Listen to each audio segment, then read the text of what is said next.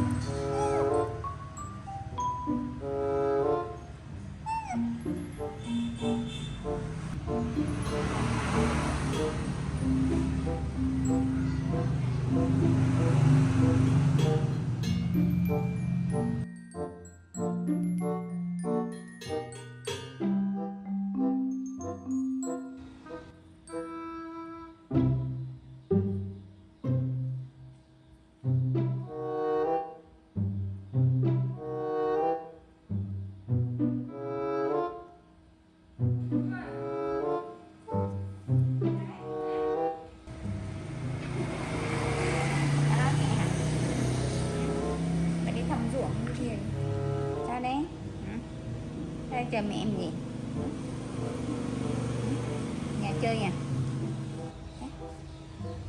không hả sao hả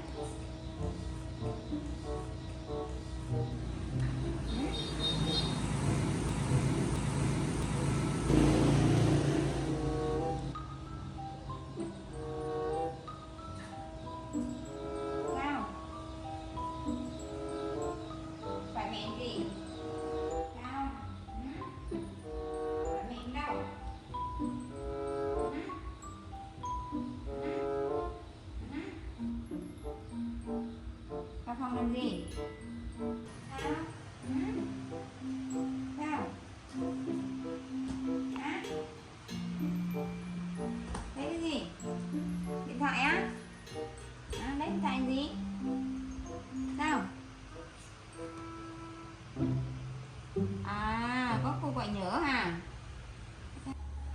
ba gọi hả Du?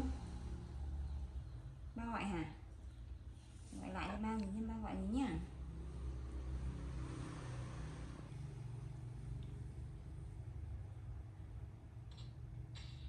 Alo.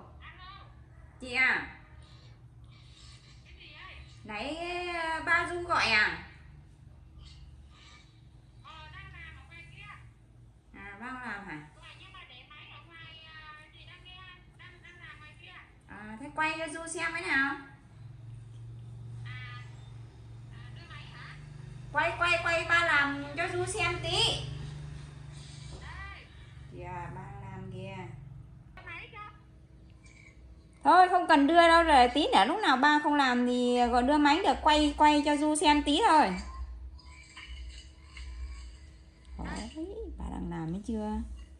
Hồi nãy gọi mẹ thấy chưa?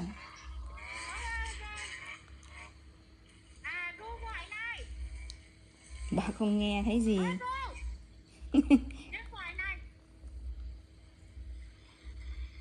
Ui rồi ba bịt kín đấy. Gì đấy? Ba kìa. Ba kéo khẩu trang ra mới nhìn thấy, Du mới nhìn thấy, bà Du đâu có nhận ra đâu. Thấy chưa? Thấy ba đấy. À sợ ba hả? Đấy. Hồi nãy ba gọi mẹ à?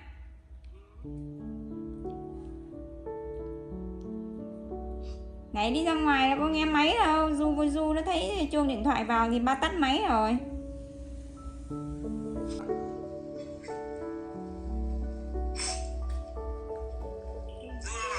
Du nè. Đấy. Du thương ba kìa.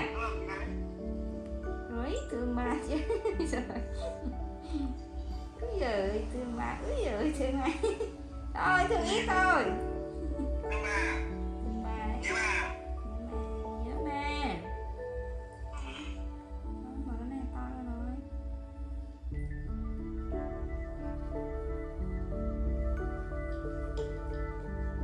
Phát gần xong chưa?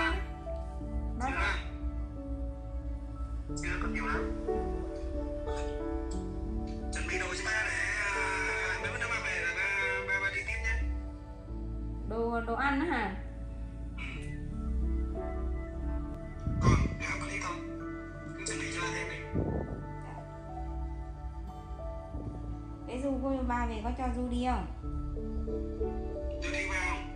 Chú đi bao? Hãy đi ba nhá. Du. Chú đi bao. Đi vào. Hãy đi ba nhá.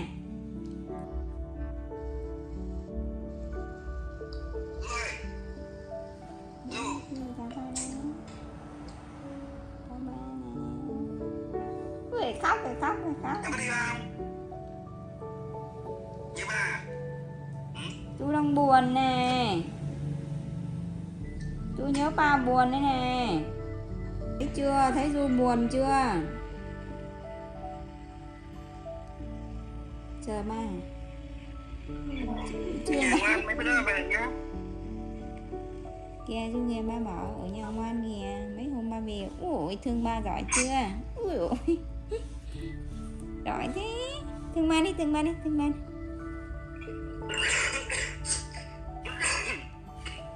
Thấy bà hò đấy. Ba ốm à? Ấm một bữa rồi. Sao? Nhớ ba hả? Mấy hôm là ba về nhá. Mấy hôm là ba về mẹ cho Du đi với ba nhá. Nhớ ba. Giờ nhìn ba. Du. Ui đang khóc ấy. Rồi buồn. Buồn hả? Thì để ba gọi em này. Ba gọi. Nói chuyện gì không ba tắt máy. Nói chuyện không ba tắt máy.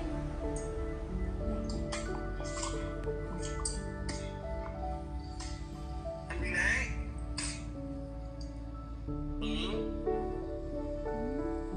Ba hỏi đang làm gì đấy kìa. Chạm mà Du có chạm vào đấy. Gì đấy? Du. Ôi Du mở màn hình to à? Giỏi thế. Thế chuẩn bị nhiều đồ ăn không ba? Có chuẩn bị cho ăn 1 tuần. 1 tuần luôn á? Lâu thế à? Gấp quần áo của Du cho đi, Du đi ba luôn nha. Cho Du đi ba nhé. Trời buồn.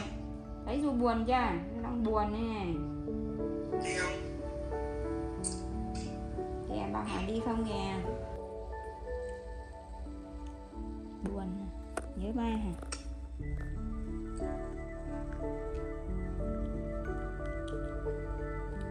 Nay có mua cơm vào ăn không? Có. Thế Du nhá. Bữa nào làm sở, bữa làm cái hàng nhá. Rồi, bye bye thế ba làm. Bye bye ba làm nhá. Bye bye. Bye. Bye nào. Kìa, tự nhìn đi. Kìa, đây ba. Bye. Bye. Bye bye nhá. Bye nữa mà về mua sữa cho Du nhá.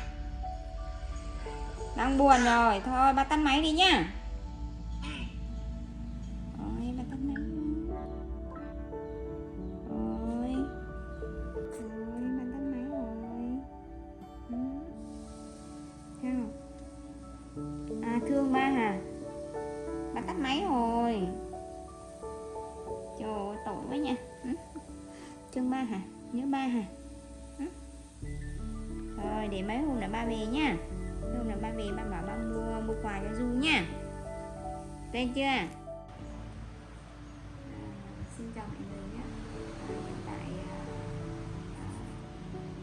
ở trong các bình luận của video thì một số khán giả đang thắc mắc là bố của Du ở đâu và không có xuất hiện. Xin chào mọi người nhé.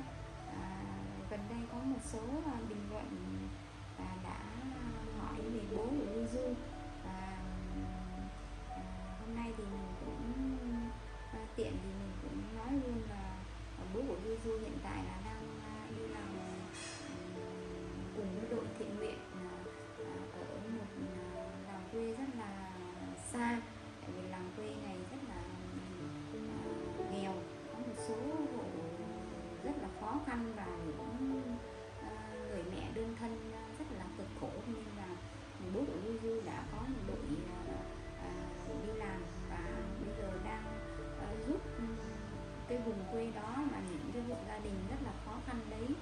Về công việc thì là giúp đỡ vào trong dọn dẹp trong nhà và khu vườn sạch sẽ cho những hộ khó khăn đó. Và cho nên là thời gian vừa rồi là bố của Du không có ở nhà mà chỉ có mẹ ở nhà thì chăm sóc Du và liên lạc qua điện thoại. Hiện tại là bố của Du là đang làm rất là xa, nên là bố của Du sẽ có ý định là sẽ đăng tải những khoảnh khắc đẹp đấy lên YouTube, và khi nào mà đăng tải thì mình sẽ thông báo cho các bạn, sắp tới mình sẽ chia sẻ video đó cho các bạn biết về bố và các bạn sẽ yên tâm hơn. Hiện tại bây giờ Du đang gọi điện cho bố thì bây giờ Du buồn lắm ạ, Du rất là buồn. Chưa buồn hả? Nhớ bố hả? Mấy hôm nữa bố về rồi nha, không buồn đấy nha. Thôi dậy đi chơi nè, dậy chơi nhá, đi chơi mẹ nhé. Mấy hôm nữa bố về nha, mẹ cho Thư đi với bố nhé nhé. Có đi không? Có đi bố không? Đi bố về ở nhà mẹ. Sao? Gọi điện hả? Thôi không gọi nữa, bố làm rồi nha, bố làm thì không gọi nữa nha. Mấy hôm nữa bố về nha, thấy chưa? Sao?